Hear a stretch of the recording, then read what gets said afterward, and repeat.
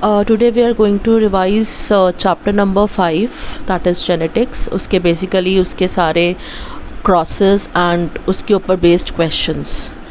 So let's start with genetics. Okay. Genetics में Mendel ने, who is the father of genetics, उसने दो crosses दिए थे. एक तो मोनोहाइब्रिड क्रॉस. मोनोहाइब्रिड क्रॉस का मतलब क्या है? एक ही कैरेक्टर की जीन, एक ही कैरेक्टर को हम स्टडी कर रहे हैं. एक कैरेक्टर को कौन कंट्रोल करता है? One gene, and one gene is equals to 2 alleles. ठीक है. मोनोहाइब्रिड क्रॉस के बेसिस पे उसने दो लॉज दिए थे. एक था हमारा लॉ ऑफ डोमिनेंस और एक था हमारा लॉ ऑफ सेग्रीगेशन.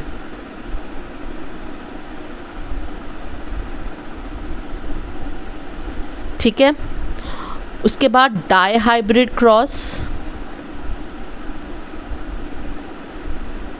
मतलब हम दो कैरेक्टर स्टडी कर रहे हैं. फॉर एग्ज़ाम्पल जो मेंडल ने लिया था, उसने सीड के दो कैरेक्टर्स लिए थे. सीड का कलर लिया था एंड सीड का शेप लिया था. मोनोहाइब्रिड क्रॉस में उसने जो पी प्लांट है उसकी हाइट का कैरेक्टर उसने लिया था. ठीक है. मोनोहाइब्रिड क्रॉस, ये जो मोनोहाइब्रिड क्रॉस था, इसकी F1 जनरेशन निकाली थी. फिर F1 जनरेशन को सेल्फिंग किया था तो F2 जनरेशन आई थी. ठीक है. F1 जनरेशन जो मोनोहाइब्रिड क्रॉस की F1 जनरेशन के बेसिस पे law of dominance was given, and monohybrid cross के F2 जनरेशन पे law of segregation was given. Then dihybrid cross किया उसने, उसके F2 जनरेशन पे हमारा थर्ड लॉ आया था जेनेटिक्स का, that was the law of independent assortment.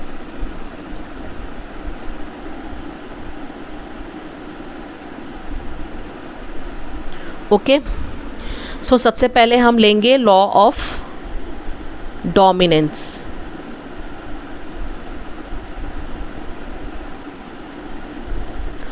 Law of dominance सबसे पहली बात ये क्या कहता है? One gene controls one character. ठीक है. जैसे पी प्लांट की जो हाइट है that is controlled by one gene. ठीक है. और second, one gene has two factors. ये जो मेंडल के जो फैक्टर्स थे, now they are known as alleles. ठीक है. Then third was in a pair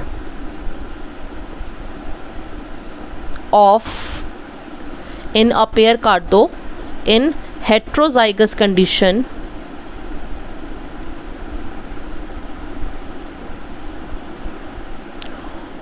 only one allele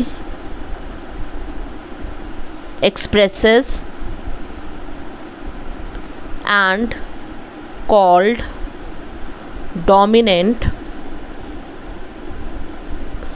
The other allele remains silent, called recessive. ठीक है.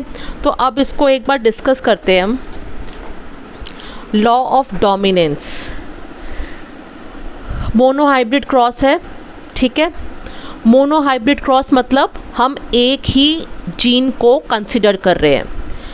जीन कौन सी ले रहे हैं? जीन हम ले रहे हैं हाइट की. तो हाइट की जो जीन होती है उसके दो अलील्स होती हैं. एक होती है कैपिटल T, एक होती है स्मॉल t. ठीक है. तो हमारा मोनोहाइब्रिड क्रॉस कैसा होगा?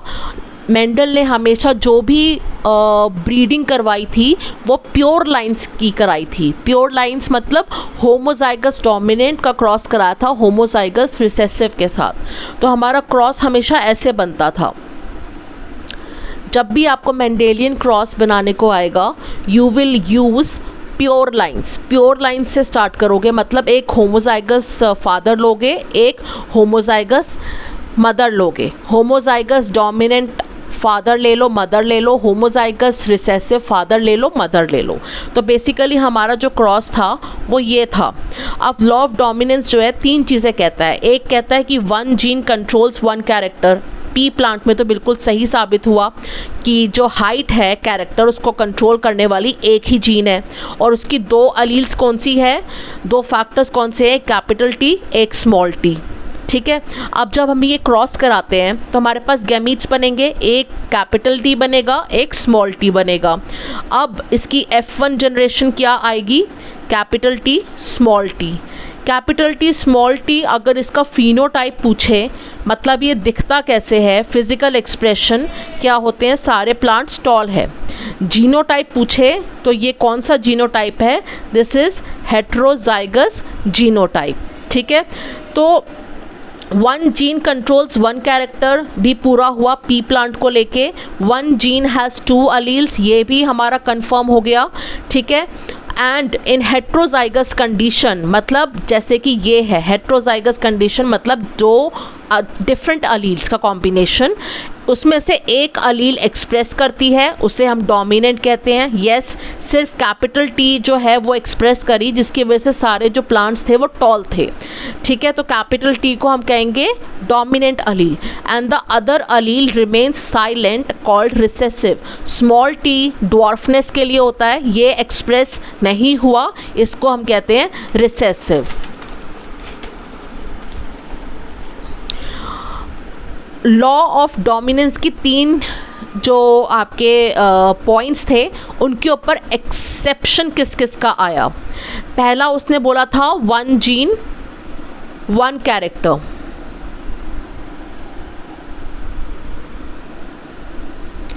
इसका जो एक्सेप्शन था वो एक्सेप्शन था प्लियोट्रॉपी। प्लियोट्रॉपिक जीन या pleiotropism, this is the exception of the first statement of law of dominance. Pleiotropy क्या कहती है, मेंडल ने कहा था लॉ ऑफ डोमिनेंस में 1 जीन एक कैरेक्टर को कंट्रोल करता है। प्लियोट्रॉपी कहती है 1 gene can control many characters. ठीक है, फॉर एग्जाम्पल जीन हमने किसकी ली थी, फिनाइल कीटोन्यूरिया, आपको पता है PKU, फिनाइल कीटोन्यूरिया। ठीक है, इसमें क्या होता है, फिनाइल कीटोन्यूरिया। ठीक है, इसमें क्या होता है कि excess of phenylalanine, phenylalanine is an amino acid, इसका जितना भी काम होगा उसके हिसाब से यूज़ होगा, और जब इसका काम ख़त्म हो जाएगा तो जो एक्सेस ऑफ फिनाइल एलेनिन है it is converted into tyrosine amino acid. ठीक है, एंजाइम कौन सा है, phenylalanine hydroxylase, phenyl alanine hydroxylase. ठीक है, ये कन्वर्ट करता है एक्सेस ऑफ फिनाइल एलेनिन को टायरोसिन के अंदर, और टायरोसिन फिर क्या करता है, it synthesises melanin pigment. Melanin pigment है जो हमारी स्किन को कलर देता है। ठीक है, ब्राउनिश कलर देता है। अगर मेलानिन का अमाउंट कम सिक्रीट होगा, कम बनेगा, तो वो वाइटिश, उसका जो स्किन कलर है वो वाइटिश होगा। अगर मेलानिन का एक्सेस सिंथेसिस हो रहा है, दैट मीन्स फिर उसका जो स्किन कलर है वो डार्क होगा। ठीक है, तो एक तो हो गया कि टायरोसिन ने जो बनाया मेलानिन पिगमेंट बनाया। ठीक है, अब ये जो फिनाइल एलेनिन हाइड्रोक्सिलेज है, this is an enzyme, all enzymes are proteins in nature except your ribozymes. मतलब फिनाइल एलेनिन हाइड्रोक्सिलेज की जो जीन है, PKU की जो जीन है, वो एक प्लियोट्रॉपिक जीन है, मतलब this single gene is controlling many characters. कैसे? अगर ये जीन का म्यूटेशन हो गया तो कौन सा एंजाइम नहीं बनेगा? Phenylalanine hydroxylase. When this enzyme is not formed, जो कन्वर्जन है फिनाइल एलेनिन एक्सेस का कन्वर्जन टायरोसिन में, that will not take place. अगर ये नहीं होगा तो मेलानिन पिगमेंट की सिंथेसिस नहीं होगी। तो क्या आपके जो कैरेक्टर्स है प्रोड्यूस होंगे? पहले एल्बिनिज्म, एल्बिनिज्म मतलब एल्बिनोस प्रोड्यूस होंगे। आपके जो बेबी होगा या जो भी ह्यूमन है उसके अंदर वाइट कलर के पैचेस होंगे स्किन पे, या वो कम्प्लीटली एबनॉर्मली वाइट होगा। ठीक है। सेकंड, फिनाइल एलेनिन का एक्यूमुलेशन हो जाएगा, क्योंकि हम ये कन्वर्ट क्यों कर रहे थे टायरोसिन में? क्योंकि एक्सेस ऑफ फिनाइल एलेनिन हमारी बॉडी को हार्म करता है, इसलिए we were converting excess of phenylalanine into tyrosine. ठीक है। तो अगर हम ये एंजाइम एब्सेंट हुआ, मतलब पीकेयू जीन के अंदर म्यूटेशन हुआ, तो क्या होगा? फिनाइल एलेनिन का एक्यूमुलेशन हो जाएगा और उसकी वजह से क्या कैरेक्टर प्रोड्यूस होता है? Mental retardation. ठीक है। ये मेलानिन पिगमेंट जो होता है ये हमारे आइरिस को कलर देता है। तो आइरिस जो होगी वाइट कलर की होगी, नो कलर, ट्रांसपेरेंट मान लो उसको। ट्रांसपेरेंट आइरिस होने की वजह से जो ऑर्गेनिज्म है it will be very very very sensitive to light, मतलब फोटोफोबिया, लाइट में जाने से डर लगता है, फोटोफोबिया। सो क्या हो गया? कैरेक्टर्स कौन कौन से? ये पीकेयू जीन अगर म्यूटेशन नहीं है और अगर ये एक्सप्रेस करती है तो ये तीन चीज़ों को कंट्रोल करती है: स्किन का colour, second mental development, and third iris के कलर को। जैसे ही इसका म्यूटेशन होगा हमारे जो कैरेक्टर्स फिनोटाइप्स जो प्रोड्यूस होंगे, एक होगा हमारा albinism, second mental retardation, and third photophobia. So this PKU gene it is a pleiotropic gene and this single gene is controlling many characters। तो जो आपका लॉ ऑफ डोमिनेंस था वो ये कह रहा था one gene controls one character. इसका एक्सेप्शन क्या हुआ? प्लियोट्रॉपी। फॉर एग्जाम्पल कौन सी जीन है? PKU gene. ठीक है। अब उसके सेकेंड स्टेटमेंट पे आते हैं। लॉ ऑफ डोमिनेंस कहता है सेकेंड स्टेटमेंट में कि one gene has two factors. According to pea plant अगर हम हाइट की बात करें तो दो फैक्टर्स कौन से हैं? Capital T, small T. ठीक है। अगर हम सीड कलर की बात करें तो येलो एंड ग्रीन। अगर हम शेप की बात करें तो शेप की जो जीन है वो आपका प्रोड्यूस कराएगी या तो राउंड सीड्स या रिंकल्ड सीड्स। तो मेंडल ने जो बोला वो बिल्कुल सही था। According to pea plant one gene has two factors, but इसका एक्सेप्शन है जो मेंडल ने नहीं देखा था। Exception is multiple allelism. Multiple allelism का मतलब है one gene has many alleles. लेकिन एक बार में जैसे हम जीनोटाइप करते हैं, जीनोटाइप इज मतलब जीन का जो अलीलिक कॉम्बिनेशन है वो कैसा है। जीनोटाइप मतलब the pair of alleles which represent a gene. ठीक है। जैसे capital T small T it is a genotype, capital T it is a genotype, small t it is a genotype। that means a pair of alleles which represents a gene is called as genotype। और ये कौन से basis पे होती है? it is genotype is basically in the form of a pair of alleles। ठीक है। DNA level पे होता है ये, इसलिए इसको जीनोटाइप कहते हैं। ठीक है।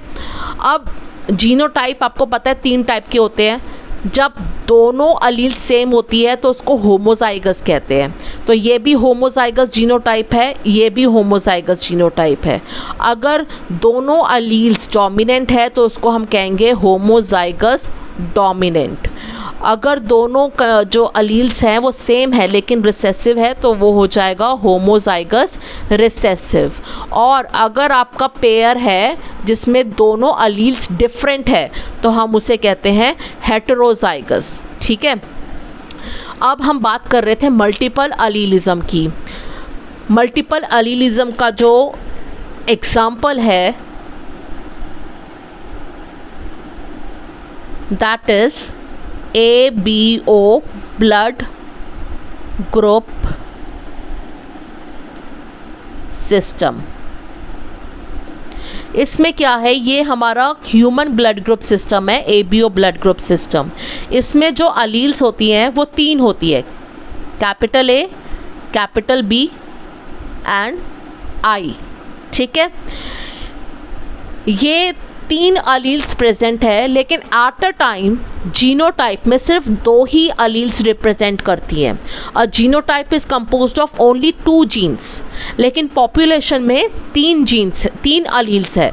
मतलब कॉम्बिनेशन आपका जो है A भी हो सकता है, AB भी हो सकता है, AI भी हो सकता है, BB भी हो सकता है, ठीक है, BI भी हो सकता है और II भी हो सकता है।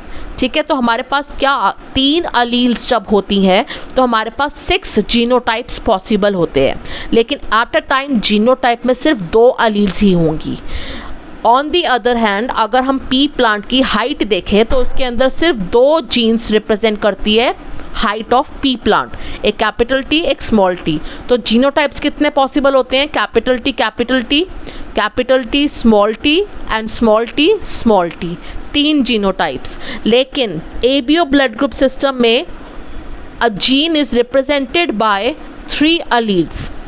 A gene has 3 different alleles, but at a time the gene will be represented by only 2 alleles. समझ में आया? जीनोटाइप अगर आप ABO ब्लड ग्रुप सिस्टम का बनाओगे तो जीनोटाइप में सिर्फ 2 ही अलील्स आएंगी, लेकिन इस जीन की 2 से ज़्यादा अलील्स हैं।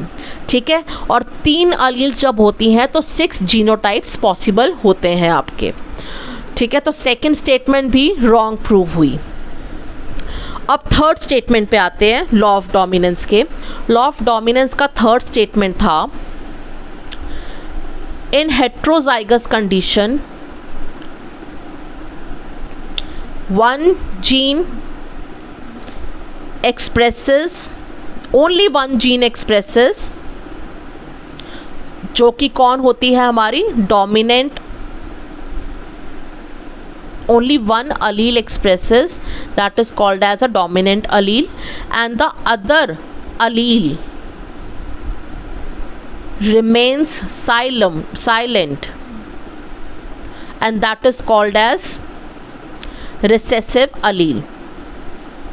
ठीक है, मतलब जब भी हेट्रोजाइगस कंडीशन होगी एक ही अलील उसमें से एक्सप्रेस करेगी और दूसरी साइलेंट रहेगी। जो एक्सप्रेस करेगी वो डोमिनेंट अलील कहलाएगी, and the one which will remain silent and not express itself will be the recessive अलील।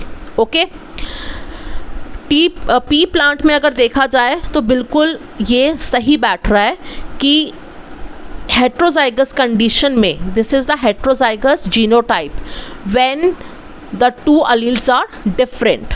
ठीक है, और हमारा फिनोटाइप क्या होता है हेट्रोजाइगस जीनोटाइप में? Phenotype is that all the pea plants are tall. That means कौन सी अलील एक्सप्रेस हुई? कैपिटल T, क्योंकि कैपिटल T टॉलनेस को बताती है और स्मॉल t ड्वार्फनेस को। ठीक है, तो जो ड्वार्फनेस वाली अलील थी वो साइलेंट रह गई, इसलिए इसको बोला रिसेसिव। पी प्लांट के हिसाब से बिल्कुल सही, बिल्कुल सही स्टेटमेंट थी जो मेंडल ने दी थी, बिकॉज वो पी प्लांट को ही स्टडी कर रहा था, जेनेटिक एक्सपेरिमेंट्स।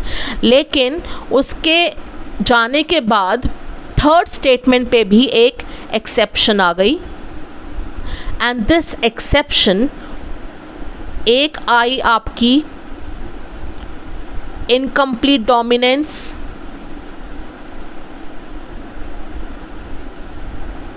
एक हाई आपकी कोडोमिनेंस।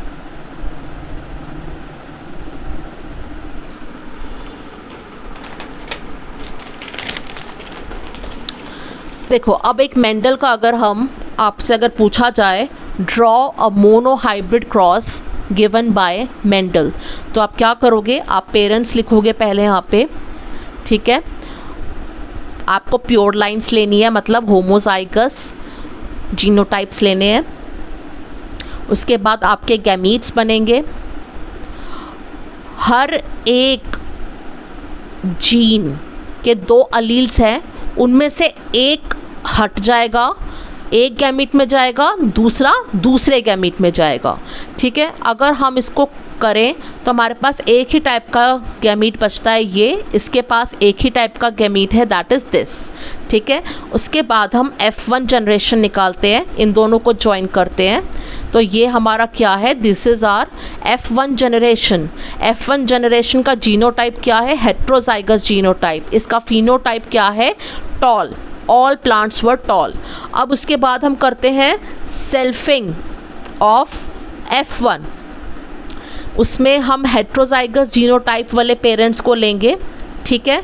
अब गैमीट्स कैसे बनेंगे, डिफरेंट बनेंगे। इसको काटोगे तो एक गैमीट बना ये, एक गैमीट बना ये, एक गैमीट बना ये, एक गैमीट बना ये, ठीक है। मैंने आपको बताया था जब भी आपके एक से ज़्यादा गैमीट्स हो ड्रॉप पन्नेट स्क्वायर, ठीक है। F2 जनरेशन के लिए हम पन्नेट स्क्वायर बनाएंगे। ये यहाँ पे आपके ये वाले 2 आएंगे, कैपिटल T स्मॉल t, और यहाँ पे ये दोनों आ जाएंगे, कैपिटल T स्मॉल t। अब आप बॉक्स बना लो, ठीक है। अब इसके जीनोटाइप्स बना लेते हैं, ओके। हमारे पास कितने टाइप के जीनोटाइप्स है, एक ये, दूसरा ये और तीसरा ये। तो mono hybrid F2 genotypic ratio क्या हुई, 1:2:1। कैसे, कैपिटल T एक है आपका कैपिटल T स्मॉल t, और एक है आपका स्मॉल t, ठीक है। कैपिटल T होमोजाइगस डोमिनेंट, ये कितनी बार आ रहा है, टोटल बॉक्सेस कितने हैं 4, और ये कितनी बार आ रहा है 1 टाइम आ रहा है, ठीक है। कैपिटल T स्मॉल t कितनी बार आ रहा है 2 बार, और टोटल बॉक्सेस कितने हैं 4। उसके बाद स्मॉल t कितनी बार आ रहा है 1 बार, और बॉक्सेस कितने हैं 4, कट करके 1:2:1, ठीक है। अब हम देखते हैं इसका फिनोटाइप। कैपिटल T टॉल होंगे, ये हेट्रोजाइगस कंडीशन में हमेशा डोमिनेंट अलील एक्सप्रेस करेगा, तो ये भी टॉल होंगे, ये भी टॉल होंगे, और ये जो होगा हमारा ड्वार्फ होगा। तो हमारे पास कितने टाइप के मोनो हाइब्रिड, याद रखना बेटा मोनो हाइब्रिड ये लिखना ज़रूरी है, F2 फिनोटिपिक रेशो F2 में आ रही है, ये जो हमने रेशो बनाई है ये F2 के अंदर आ रही है। अगर आप F1 में पूछो कि what is the phenotypic and genotypic ratio of F1 generation of monohybrid cross, तो 1 है, ओनली 1, क्योंकि एक ही फिनोटाइप है टॉल और एक ही जीनोटाइप है आपका हेट्रोजाइगस।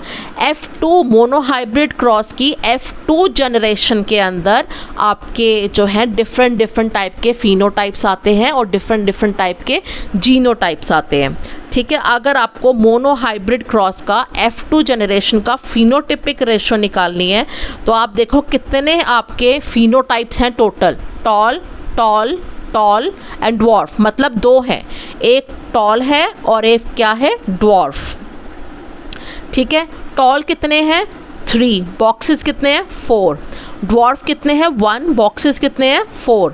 तो monohybrid F2 phenotypic ratio is 3:1, monohybrid F2 genotypic ratio is 1:2:1, ठीक है।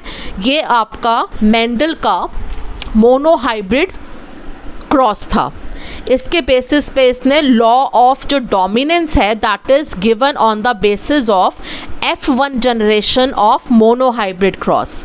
ठीक है, पहली स्टेटमेंट ये थी 1 जीन कंट्रोल्स 1 कैरेक्टर। ठीक है, इसकी एक्सेप्शन आ गई प्लियोट्रोपिज्म। सेकेंड बात ये थी कि 1 जीन हैज़ ओनली 2 अलील्स, इसका आपका एक्सेप्शन आ गया ABO ब्लड ग्रुप सिस्टम।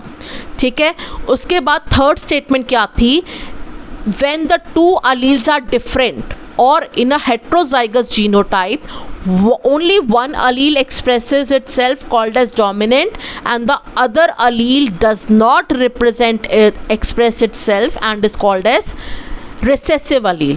अब थर्ड स्टेटमेंट का जो आपका एक्सेप्शन था,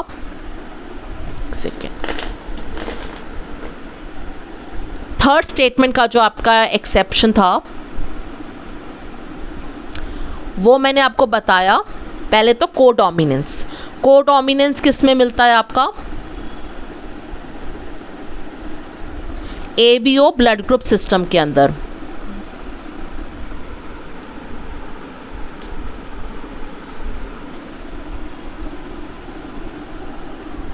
ABO ब्लड ग्रुप सिस्टम। ठीक है, codominance ABO blood group system आपने मल्टीपल अलीलिज्म में पढ़ा है। ठीक है, क्योंकि उसकी सेकंड स्टेटमेंट क्या थी कि 1 जीन हैज़ ओनली 2 फैक्टर्स और 2 अलील्स, लेकिन मल्टीपल अलीलिज्म में क्या है ABO ब्लड ग्रुप सिस्टम, जिसमें 1 जो आपका ब्लड ग्रुप होता है उसकी 3 अलील्स होती हैं। ठीक है, but at a time in a genotype only 2 alleles will be present.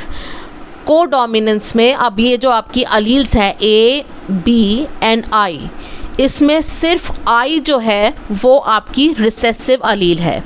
मतलब जब भी A के साथ I आएगा तो A डोमिनेंट होगा, B के साथ I आएगा तो B डोमिनेंट होगा, I जब भी आएगा वो तो टोटली होमोजाइगस रिसेसिव कंडीशन होगी। ठीक है, तो ये A is dominant over I, B is dominant over I, so I is the recessive allele. लेकिन A and B they both are dominant over each other. मतलब जब AB ब्लड ग्रुप आता है तो उसके अंदर A का भी एक्सप्रेशन होता है, B का भी एक्सप्रेशन होता है। हमने पता था, हमें पढ़ा है लास्ट ईयर में कि जो ब्लड ग्रुप होता है वो इस बेसिस पे डिसाइड होता है कि जो आपकी RBC है उस पर कौन सा प्रोटीन प्रेजेंट है। ठीक है, अगर A प्रेजेंट है तो उसका ब्लड ग्रुप हो जाएगा A, अगर B प्रेजेंट है तो उसका ब्लड ग्रुप हो जाएगा B। ठीक है, अगर दोनों प्रेजेंट है तो उसका ब्लड ग्रुप हो जाएगा AB। जैसे कि अब देखते हैं, पहले तो बताओ कि इन तीनों के जेनेटिक कॉम्बिनेशंस, जीनोटिपिक कॉम्बिनेशंस कौन कौन से होंगे। एक होगा AA, AI, BB, BI, AB and II। 6 हो गए, 1 2 3 4 5 6। ठीक है, इस कंडीशन के अंदर, इस जीनोटाइप के अंदर ब्लड ग्रुप क्या होगा A, मतलब RBC पे क्या बनेगा A प्रोटीन। ठीक है, इसमें क्या है I is the recessive Aleel and A is dominant over I, तो अगेन कौन सा प्रोटीन बनेगा A, तो ब्लड ग्रुप A हो जाएगा। B, उसमें आपका प्रोटीन बनेगा B, तो ये आपका B ब्लड ग्रुप। BI, क्योंकि I is recessive and B is dominant over I सबके लिए रिसेसिव है, तो अगेन इसमें ब्लड ग्रुप होगा B और जो प्रोटीन बनेगा वो B बनेगा।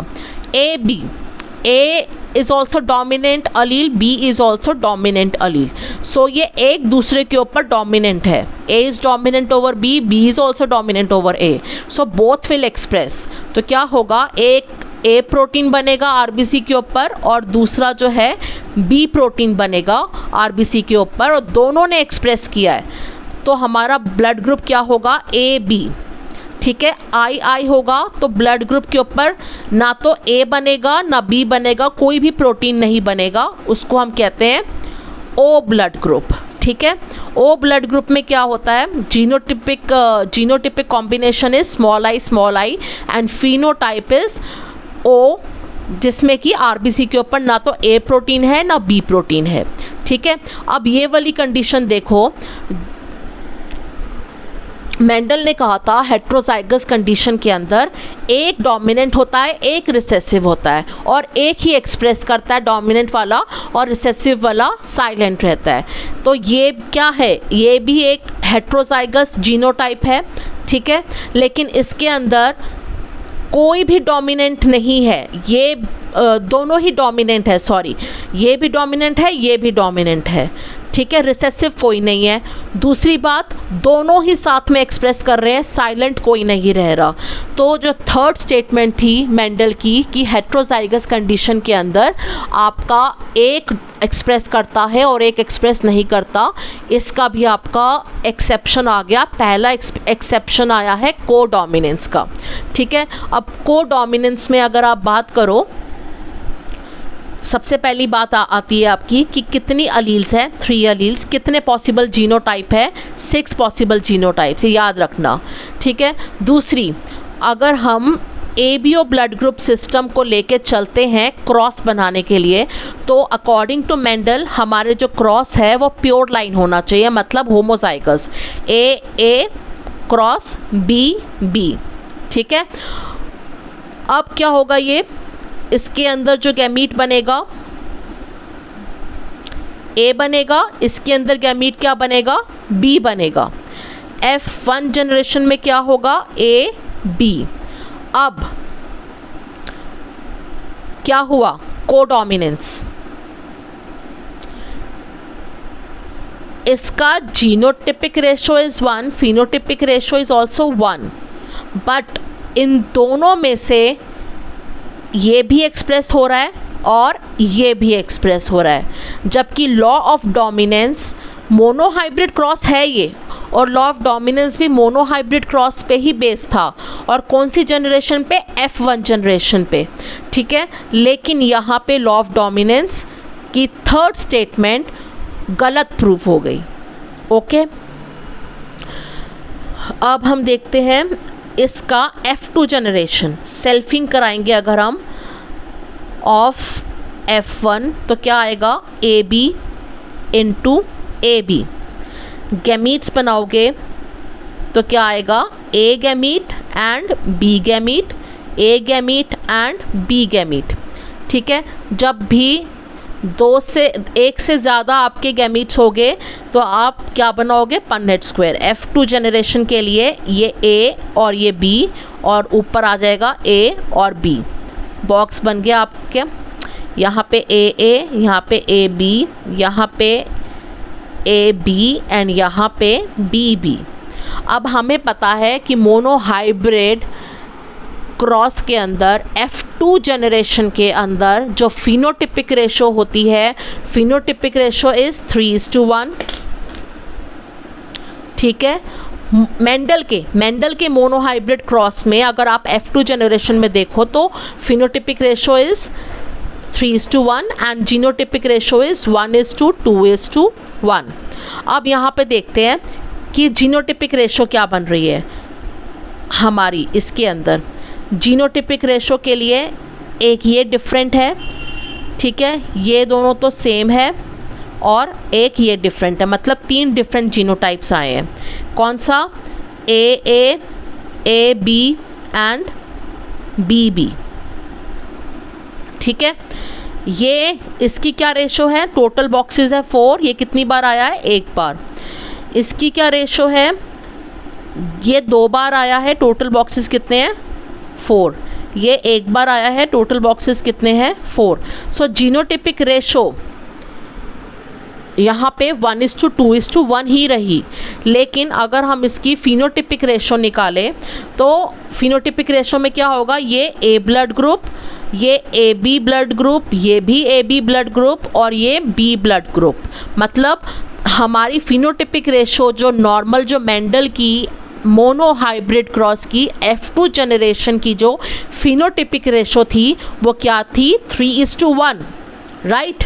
लेकिन यहाँ मतलब 2 फिनोटाइप्स आए थे, लेकिन कोडोमिनेंस के केस में कितने फिनोटाइप्स आए हैं, 1, 2 एंड 3, ठीक है। तो यहाँ पे हमारी फिनोटिपिक रेशो क्या हो जाएगी, ए बी एंड बी। ए कितनी बार आया है, 1/4, बी कितनी बार आया है, 2/4, और ये 1/4, मतलब फिनोटिपिक रेशो भी 1:2:1 है, जीनोटिपिक रेशो भी 1:2:1 है। ठीक है, अब आते हैं थर्ड स्टेटमेंट में ही आ रहे हैं हम। Third statement of law of dominance क्या कहता है? हेट्रोजाइगस कंडीशन में एक ही एक्सप्रेस होगी अलील जो कि डोमिनेंट होगी, दूसरी साइलेंट रहेगी जो कि रिसेसिव होगी। इसका सेकेंड एक तो इसका एक्सेप्शन हम पढ़ चुके हैं, कोडोमिनेंस, एंड दूसरा एक्सेप्शन हम पढ़ रहे हैं incomplete dominance.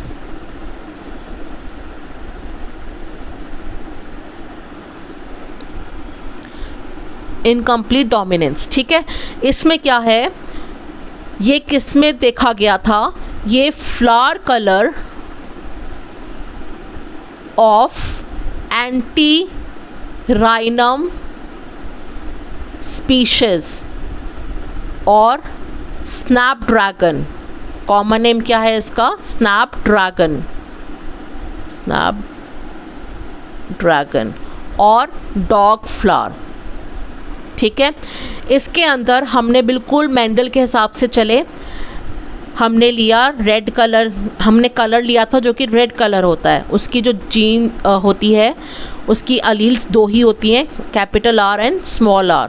Capital R red colour को डिनोट करता है, स्मॉल आर जो है वाइट कलर को डिनोट करता है। हम मेंडल के हिसाब से चले, हमने क्या लिए? होमोजाइगस पेरेंट्स लिए, एक होमोजाइगस डोमिनेंट, एक होमोजाइगस रिसेसिव। ये हमारे हो गए पेरेंट्स। अब इसके बाद इसके गैमीट्स निकालो, एक ही बनेगा और इसके अंदर ये बनेगा। ठीक है, अब F1 जनरेशन निकालो, हमने ये बनाया। F1 जनरेशन में अकॉर्डिंग टू मेंडल सिर्फ कैपिटल आर को एक्सप्रेस होना था और स्मॉल आर को साइलेंट रहना था। कैपिटल आर का कौन सा कलर है? Red colour. तो according to Mendel F1 generation में ऑफ स्नैपड्रैगन जो फ्लावर्स आने चाहिए थे वो सारे रेड कलर के आने चाहिए थे, लेकिन फ्लावर्स आए पिंक कलर के। ठीक है, पिंक कलर के फ्लावर्स आए, मतलब R is not completely dominant over small are. ठीक है, लेकिन एक क्वेश्चन उठा था कि क्या यहाँ पे कैपिटल आर और स्मॉल आर मिक्स हो गए हैं जिसकी वजह से पिंक कलर आया। रेड में वाइट मिक्स करोगे तो पिंक ही आएगा। ठीक है, तो उसे कहते हैं ब्लेंडिंग। क्या ये ब्लेंडिंग का केस है? ब्लेंडिंग का केस कंफर्म करने के लिए हमें जाना पड़ता है F2 जनरेशन में। अगर ब्लेंडिंग होगी तो कभी भी आपका जो रिसेसिव कलर होता है वो नहीं आएगा। ठीक है, तो ब्लेंडिंग के केस को कंफर्म करने के लिए कि क्या ये ब्लेंडिंग का केस है या नहीं, we will go to F2 generation. मतलब हम क्या करेंगे? Selfing of F1। क्या हो जाएगा? Capital R small R, capital R small R. Gametes क्या बनेंगे इसके? दो बनेंगे, capital R small R, capital R small are. ठीक है, उसके बाद F2 जनरेशन पे आएंगे, पन्नेट स्क्वायर बनाएंगे, ये capital R small R, capital R small are. ठीक है,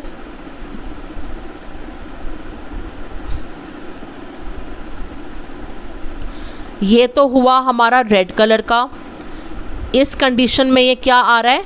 पिंक कलर का। ये भी हो गया पिंक कलर का और ये हो गया वाइट कलर का। अगर ब्लेंडिंग हुई होती आर कंडीशन में तो रेड ही आता, इस वाले केस में क्या होता है? रेड के अंदर वाइट मिक्स हो गया। ठीक है, मतलब स्मॉल आर रिसेसिव कंडीशन कभी भी नहीं आती, वाइट फ्लावर्स कभी भी नहीं आते क्योंकि उसका स्मॉल आर तो मिक्स हो चुका है। ठीक है, अगर आपको F2 जनरेशन में रिसेसिव कैरेक्टर दिखता है that means it is not a case of blending. अगर आपसे पूछा जाए कि कैपिटल आर को क्रॉस किया है स्मॉल आर में एंड F1 जीनोटाइप जो है वो पिंक कलर के फ्लावर्स निकले हैं, is it a case of blending और नॉट? जस्टिफाई। तो आप क्या करोगे? F2 जनरेशन तक आओगे और उसके बाद आप शो करोगे कि since white flowers are also formed, this shows that small R has retained its independent nature, ठीक है, उसने अपना इंडिपेंडेंट कैरेक्टर को मेंटेन किया है, and has not blended with capital R. तो F2 जनरेशन में अगर आपके पास if you get a recessive character, then you will say that because of the presence of recessive character in F2 generation, it is not a case of blending. Then what is the case? The case is of incomplete dominance. Capital R is incompletely dominant over small r, ठीक है। Okay, तो एक बार हम इसको overview ले लेते हैं। Law of dominance, इसकी 3 स्टेटमेंट्स थी। 1 जीन कंट्रोल्स 1 कैरेक्टर, एक्सेप्शन आया प्लियोट्रॉपी, PKU जीन्स जो कि मोर देन 1 कैरेक्टर को कंट्रोल कर रही थी, skin colour, iris colour and mental development. Then second statement था 1 जीन हैज़ 2 एलील्स, ठीक है, लेकिन इसका एक्सेप्शन आया multiple allelism. ABO blood group system is the example. इस ब्लड ग्रुप सिस्टम के अंदर 3 अलील्स होती हैं, ठीक है, but in a genotype only 2 alleles are present.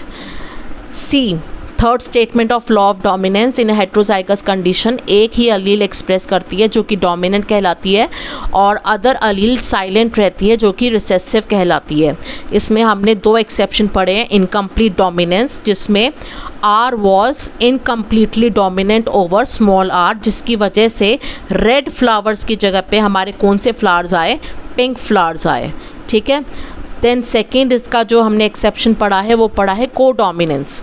इसमें AB अलील्स जो थी, AB ब्लड ग्रुप सिस्टम जो था उसमें A भी डोमिनेंट था और B भी डोमिनेंट था, मतलब दोनों एक्सप्रेस कर रहे थे, और हमारे पास RBC के ऊपर दोनों प्रोटीन्स आ रहे थे, A प्रोटीन भी B प्रोटीन भी, ठीक है। तो लॉ ऑफ डोमिनेंस यहाँ पे ख़त्म हो गया, ठीक है। अब हम शुरू करते हैं इसका second law.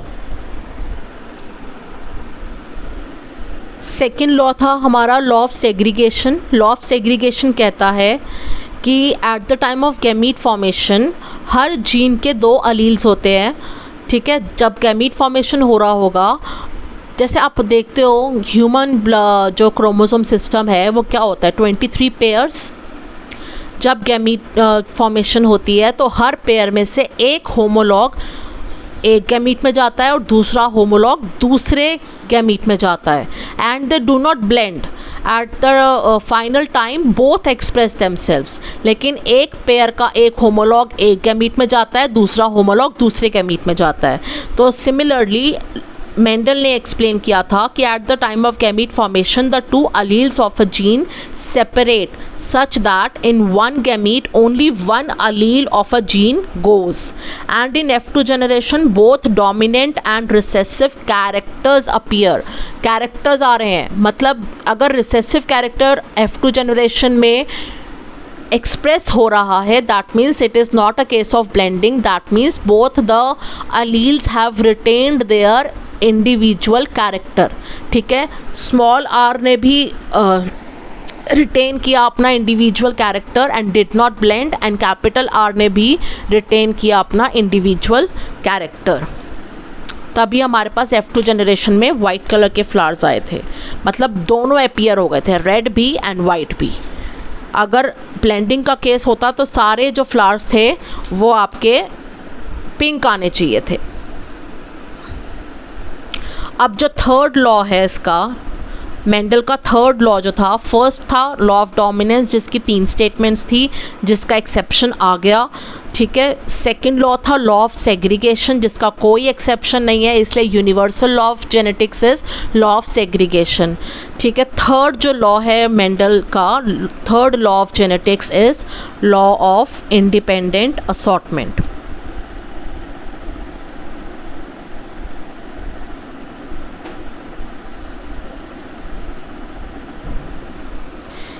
Law of independent assortment कहता है कि at the time of gamete formation जो alleles of 1 gene separate irrespective of alleles of second gene. मतलब एक जीन की अलील जब सेपरेट हो रही है उसको कोई लेना देना नहीं है कि दूसरी जीन की अलील सेपरेट हो रही है या नहीं हो रही है। ठीक है, जैसे कि अगर मैं बात करूं येलो, ये क्या है, येलो सीड, और क्या है ये, राउंड सीड। ठीक है, ये है green seed and wrinkle seed. Okay, लेकिन अगर मैं इसकी बात करूं तो मेरे पास सपोजिटली क्रोमोसोम्स, आपको पता है एक अलील एक होमोलॉग पे होता है, दूसरा अलील दूसरे होमोलॉग पे होता है। सपोजिटली मेरा एक होमोलॉग पे कैपिटल वाई था और कैपिटल आर था, दूसरे पे स्मॉल वाई था और स्मॉल आर था। जब मेरे वाई और वाई सेपरेट हुए, क्योंकि हर गैमीट के अंदर क्या होगा, हर जीन की एक अलील आएगी, this is one gene, this is second gene. ठीक है, इसकी y आ गई, इसकी मैंने मानी r। ठीक है, फिर इसकी y जब आई तो मैंने यहाँ से लिया स्मॉल r, फिर स्मॉल y और कैपिटल R, स्मॉल y और स्मॉल r।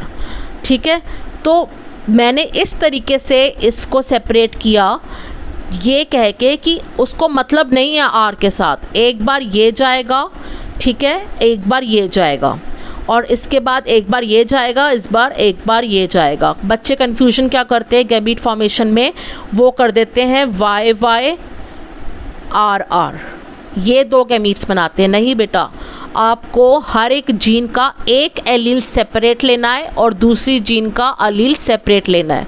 मतलब अगर ये डाई हाइब्रिड क्रॉस है ना, because we are considering two characters, एक सीड का कलर ले रहे हैं, एक सीड का शेप ले रहे हैं, मतलब हम दो जीन की बात कर रहे हैं, तो हर एक जीन का एक अलील गैमीट में जाएगा। अगर ये वाली जीन है तो इसका एक वाई आएगा, एक y आएगा, और दूसरी जीन कौन सी है, r वाली, तो उसका एक r आएगा, इर्रिस्पेक्टिव कि कैपिटल Y स्मॉल r के साथ आ रहा है या कैपिटल Y कैपिटल R के साथ आ रहा है। क्योंकि अगर इसको लेना देना होता दूसरी अलील्स के सेपरेशन के साथ, तो ये अलील कहता कि मैं तो R के साथ ही जाऊंगा, और ये कहता मैं अपने स्मॉल r के साथ जाऊंगा। जबकि मेंडल ने क्या कहा है, जब एक जीन की अलील सेपरेट हो रही होती है तो उसको कोई फ़र्क नहीं पड़ता कि सेकंड जीन की अलील्स किस तरीके से सेपरेट हो रही है। उसने तो अपना बना दिया कि मैं y जा रहा हूँ, अब y के साथ r भी आ सकता है या y के साथ स्मॉल r भी आ सकता है, because it is not concerned with the separation of alleles of other gene.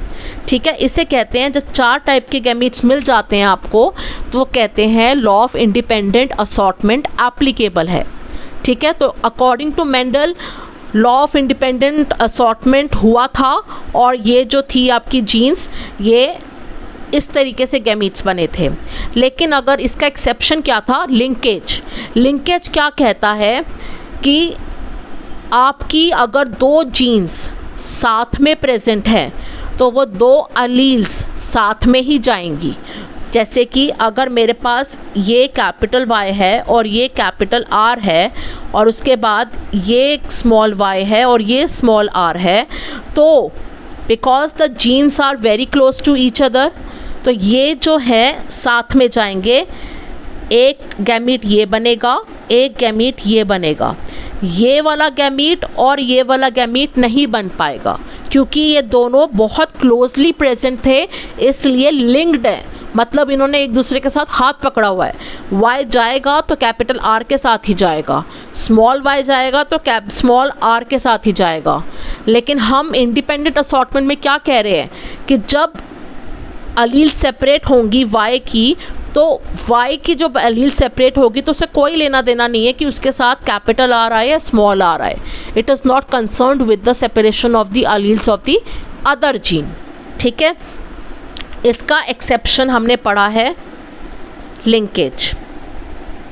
Law of independent assortment का जो एक्सेप्शन है दैट इज़ लिंकेज। लिंकेज में क्या होता है, फिक्स्ड होता है कि एक अलील दूसरी जीन की एक अलील के साथ ही जाएगी। मतलब Y जीन की जो अलील है कैपिटल Y, वो दूसरी R जीन की कैपिटल R के साथ ही जाएगी। बिकॉज, और ये कब होता है, जब दो जीन्स बहुत क्लोजली प्रेजेंट होती हैं, ठीक है। Distance between the genes decide the rate of crossing over, ठीक है। Distance between the genes is directly proportion to crossing over, is indirectly proportional to linkage. आपके पास ये था capital Y capital R small Y small are, ठीक है। कायदे से तो अगर ये हटेगा, पेयर में से मैंने आपको बताया था हर पेयर में से एक होमोलॉग हटता है, एक गैमीट में जाता है, दूसरा होमोलॉग दूसरे गैमीट में जाता है। तो कायदे से तो जब ये उठ के जाएगा तो हमारे पास आना चाहिए था वाई आर गैमीट, और जब ये उठ के जाएगा तो आएगा capital Y capital R gamete, ठीक है। लेकिन अगर ये प्रेजेंट है, ऐसे दूर दूर प्रेजेंट है, जीन्स अगर दूर दूर प्रेजेंट है तो क्रॉसिंग ओवर कितना होगा, वो भी ज़्यादा होगा। डिस्टेंस बिटवीन द जीन अगर बढ़ गया तो क्रॉसिंग ओवर का भी रेट बढ़ जाएगा, मतलब ये क्रॉस ओवर भी होंगी पैकेटिन स्टेज में। तो हमारे पास क्या होता है, जब क्रॉसिंग ओवर होती है दो जीन्स के बीच में, तो एक जीन की अलील्स को उल्टा कर देते हैं। मतलब हमारे पास कौन सा आया, ये कॉम्बिनेशन आ गया, कैपिटल वाई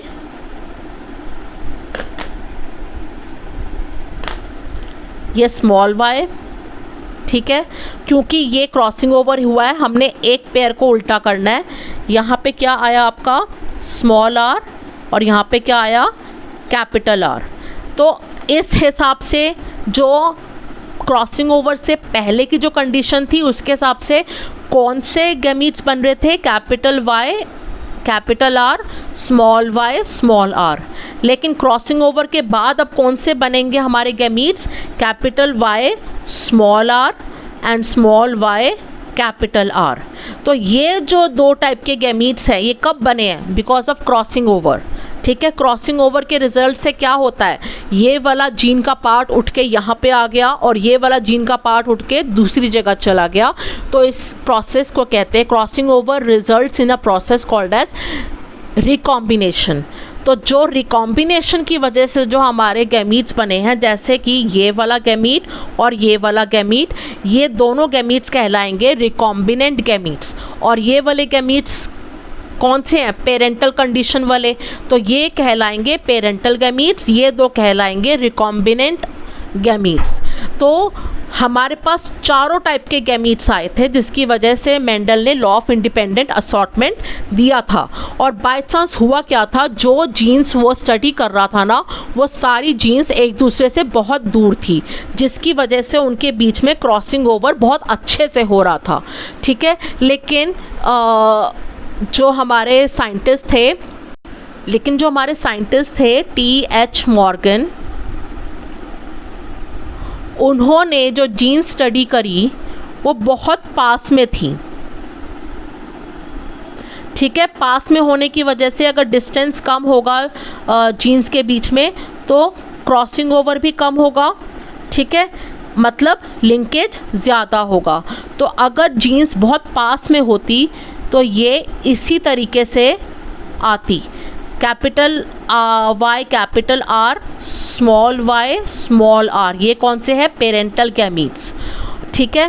पेरेंटल गैमीट्स आते आपके 97%, और जो आपके रिकॉम्बिनेंट गैमीट्स होते हैं, एक कैपिटल एक स्मॉल एक कैपिटल, ये कौन से होते हैं, रिकॉम्बिनेंट गैमीट्स। ये किसकी वजह से आते हैं, रिकॉम्बिनेशन की वजह से, मतलब क्रॉसिंग ओवर की वजह से।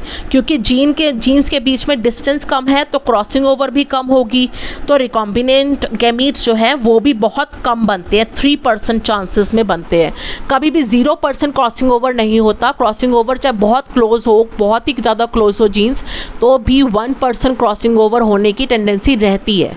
मेंडल के हिसाब से 50% पेरेंटल बन रहे थे और 50% रिकॉम्बिनेंट बन रहे थे। बट अगर आपकी तो 50% जो प्रोजेनी थी वो कौन सी थी, पेरेंटल प्रोजेनी, एंड 50% जो प्रोजेनी थी वो रिकॉम्बिनेंट प्रोजेनी थी। But in case where the percentage of parental progeny is much higher than 50%, and the percentage of recombinant progeny is much less than 50%, then that is the case of linkage. That means both genes are linked together. Linked मतलब they are present very close to each other, and crossing over की tendency क्या है, बहुत कम. तो ये formula रट लेना आप. Distance between the genes is directly proportional to crossing over between them and is inversely proportional to the linkage between them. Distance between the genes ज़्यादा होगा, क्रॉसिंग ओवर भी ज़्यादा होगा, ठीक है. लगभग 50% के प्रोजेनी आएगी. डिस्टेंस बिटवीन द जीन्स बहुत कम हुआ, क्रॉसिंग ओवर बहुत कम होगा, जिसकी वजह से वो जीन्स लिंक्ड कहलाएंगी, और हमारी जो रिकॉम्बिनेंट प्रोजेनी है वो बहुत कम होगी दैन 50%. अब याद रखना कि recombination can never be more than 50%. ये स्टेटमेंट याद कर लो. रिकॉम्बिनेंट प्रोजेनी या रिकॉम्बिनेशन या recombinant gametes can never be more than 50%, will always be less than 50%. Always. Recombination 50% भी नहीं होता है, बहुत रेयर केसेस में होता है. रिकॉम्बिनेशन हमेशा 50% से कम होता है, क्योंकि 100% रिकॉम्बिनेशन अगर आप मानो तो उसका मतलब क्या है. आप कह रहे हो रिकॉम्बिनेशन किसके बीच में होता है, non sister chromatids of homologous chromosome. ये एक क्रोमोसोम है, ये दूसरा क्रोमोसोम है, लेकिन ये दोनों कौन है, होमोलॉगस क्रोमोसोम्स है. ये सिस्टर क्रोमेटिड्स आपस में है, ये सिस्टर क्रोमेटिड्स आपस में है. एंड रिकॉम्बिनेशन और क्रॉसिंग ओवर किसके बीच में होता है, non sister chromatids of homologous chromosomes. ये आपस में दोनों क्या है, नॉन सिस्टर क्रोमेटिड्स है, और ये क्या है, होमोलॉगस क्रोमोसोम्स. तो अगर आप इसके अंदर 100% इसको उठा के आपने इसके अंदर डाल दिया, इसको उठा के आपने इसके अंदर डाल दिया, पूरा का पूरा, तब भी क्या होगा आपका, जैसे कि ये इस तरीके से थी, ठीक है, ये आ गई ब्लैक रह गई और ये इस तरीके से हो गई, ठीक है. इसका ये वाला जो था उठ के यहाँ पे चला गया, इसका यहाँ पे आ गया, ठीक है. अब देखो आप, 4 में से कितने पेरेंटल है सिस्टर क्रोमेटिड्स, 2, और कितने नॉन पेरेंटल हैं, 2. मतलब रिकॉम्बिनेशन कितना हुआ, 50%. इससे ज़्यादा तो रिकॉम्बिनेशन पॉसिबल ही नहीं है, क्योंकि इस पूरी की पूरी सिस्टर क्रोमेटिड उठा के यहाँ पे ले आए, पूरी सिस्टर क्रोमेटिड उठा के हम यहाँ पे ले आए, नॉन सिस्टर क्रोमेटिड. तो इससे ज़्यादा तो पॉसिबल ही नहीं है. So technically recombination can never be more than 50%, ठीक है. If the percentage of parental progeny is around 50% or 40%, that means close to recombinant progeny, that is the case of independent assortment. But if the percentage of parental progeny is more than 50% and the percentage of recombinant progeny is much less than 50%, then that is the case of linkage. That means the genes are present very close to each other and crossing over बहुत कम हुआ है, ठीक है. तो जो आपका law of dominance था वो किस पे बेस था, मोनो हाइब्रिड क्रॉस के F1 जनरेशन पे. लॉ ऑफ सेग्रीगेशन किस पे बेस था, मोनो हाइब्रिड क्रॉस के F2 जनरेशन पे. लॉ ऑफ सेग्रीगेशन कहता है कि जब ये 2 alleles of a single gene जब ये सेपरेट होती है ना, they never blend and they maintain their individual character. अगर वो ब्लेंड नहीं होंगे और इंडिविजुअल कैरेक्टर को मेंटेन करके रखेंगे, तभी हमारा F2 जनरेशन के अंदर हमारा रिसेसिव कैरेक्टर अपीयर होगा. याद रख लो, F2 जनरेशन के अंदर अगर रिसेसिव कैरेक्टर अपीयर हो रहा है, that means law of segregation is applicable and there is no blending of the alleles. Then law of independent assortment जो था, that was based on dihybrid cross और उसके F2 जनरेशन में. अब एक बार जो मेंडल के लॉस थे ना वो डिराइव कर लेते हैं. मेंडल का मोनो हाइब्रिड क्रॉस ड्रॉ करने के लिए अगर बोला जाए टिल F2 जनरेशन, तो कैसे होगा? इस तरीके से इसका गैमीट क्या बनेगा? ये। इसका गैमीट क्या बनेगा? ये। देन F1 जनरेशन में क्या आएगा? ये। फिनोटिपिक रेशो 1, जीनोटिपिक रेशो 1 और सारे के सारे टॉल थे। उसके बाद सेल्फिंग करोगे ऑफ F1 जनरेशन, तो आपका ये बना था मेंडल के हिसाब से।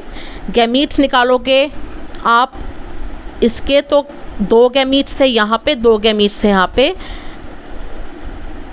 अब इसका F2 जनरेशन निकालोगे तो आपका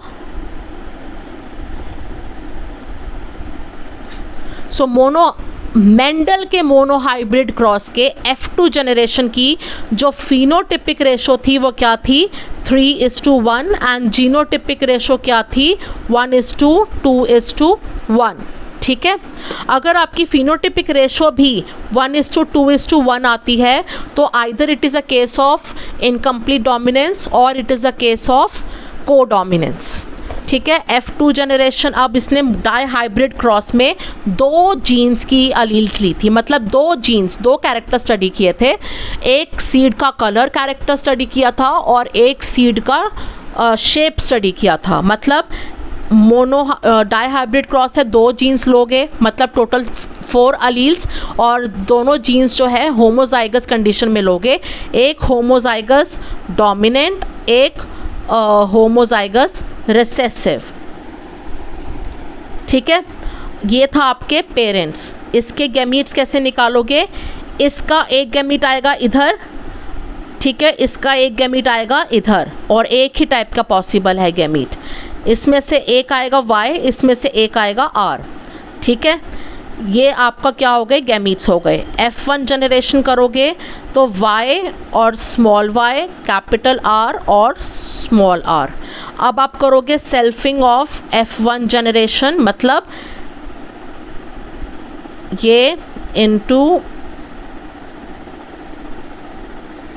अब देखो ज़रा F2 जनरेशन कैसे निकालोगे? F2 जनरेशन के गैमीट्स, इसके गैमीट्स निकालना ही समझ में आएगा कि आपको समझ आया है नहीं आया है। गैमीट्स कैसे निकालोगे? एक कैपिटल Y आएगा इसमें से, एक कैपिटल Y इस कैपिटल R के साथ जाएगा, एक कैपिटल Y इस स्मॉल r के साथ जाएगा, एक स्मॉल y इसके साथ जाएगा और एक स्मॉल y इसके साथ जाएगा। ध्यान से देखो, हर गैमीट के अंदर एक जीन का एक अलील है, दूसरी जीन का दूसरा अलील है। ठीक है, देख लो इसको।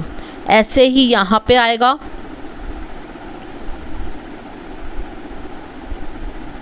ठीक है।